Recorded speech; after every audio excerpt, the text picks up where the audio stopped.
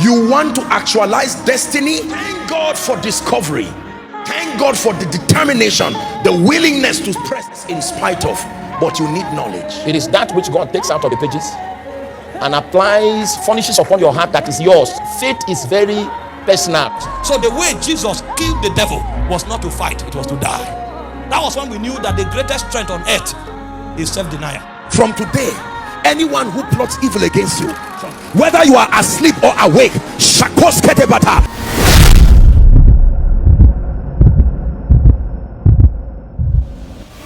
So prayer is a weapon for the last days. A believer who is not praying is a victim. Please make no mistakes about it. The reason you are not yet victimized is probably because your schedule has not appeared on demonic calendars. The Bible said the devil is prowling like a roaring lion, seeking whom he will devour. So he is checking. He's not omniscient and he's not omnipresent. So he's not everywhere at the same time. The reason he has not come to you is because you are not yet on his schedule. The Bible spoke of an evil day. There's an evil day for everybody. But like I taught you here, if you are effectively fortified, your evil day becomes your day of manifestation. Because everything we call a testimony was actually designed to kill us. The reason it became a testimony is because we counteracted the forces of darkness. And one of the things that gives you a strategic advantage to subdue and to overcome the powers of the enemy is to be fortified with prayer. And this kind of prayer is not just, Father, I need bread. No, this is actually a prayer life. It's not a prayer with prayer points. And it's not a prayer to meet a target of time. It's a prayer weaved into your essence.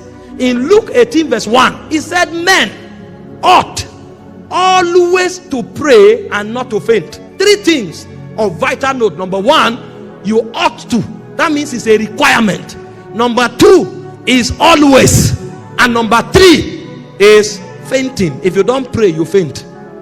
And so the reason many are fainting is because prayer is not part of their lives. Yes, when they have a problem, they can engage God and pray. That's good. But that's not good enough. When there is a need, they can go to the prayer altar. That's good, but that's not good enough. A man who understands that is in the last days eats prayer, talks prayer, chew prayer, drinks prayer. In fact, every second of the day, he is vitally connected to God because that is where his strength is. Praying consistently is different from praying through. So the kind of prayer we are talking about for the last day is not to pray through. If my son is sick, I can pray through and address that sickness. If there is a challenge with my business, I can pray through and address that business. But if I am always waiting to correct things, I will spend my whole life correcting what the devil is destroying. And so the best way to live life, instead of correcting, is to live in a realm where they don't happen. And so a man who prays through corrects the problem, but a man who lives praying stops the problem from happening. So I don't waste my time correcting things. Things don't go wrong around my ecosystem. That's what prayer life does in the last day. And this is why prayer becomes a weapon. There is somebody who is about to be attacked by demons. He prays through and addresses it. There is somebody who is about to be attacked with sickness. He prays through and addresses it. But there is somebody else that demons tell themselves, don't go there. If you go there, you'll be in trouble because of what he carries. Even when he's unconscious, power is moving. Did you not read about Jesus? When the woman with the issue of blood came, Jesus was not aware, but he is a man of prayer. And so when the woman touched him, virtue flowed out of him. That was when Jesus discovered that virtue had left him, and he turned and said, who touched me? Jesus was not aware that the woman was coming, but there was enough. There was enough to flow out. And so every time you can be sleeping, power will be moving. Power don't only move when you say in the name of Jesus. If you start living a life of prayer, you become the believer Jesus spoke about in John 7:38. He said, out of their bellies shall flow rivers of living waters. So power begins to issue out of you. And so a man who wants to have strategic advantage in the last day must give himself to prayer and pray without ceasing. This is how to survive in the last day. And this thing does not end here, because that power is also a synergistic power. What it means is when you start praying, you begin to connect with the heavenlies. And so there are many things you are not aware of, but heavenly entourage is working on your account.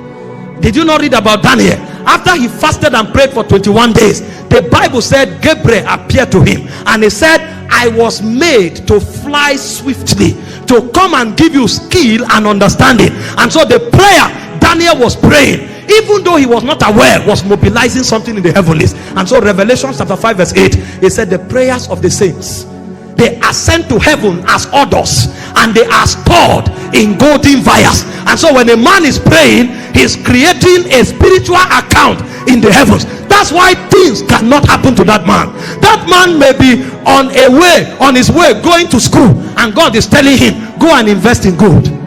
Others may have met experts who have read the times for him, but this man, because of his prayer, heaven is addressing matters on his account, because the prayers of the saints, they are as odors, they are stored in golden vials. And so if you want to have an advantage in the last day, prayer is not something you pray because they called for prayer. Prayer is how you breathe.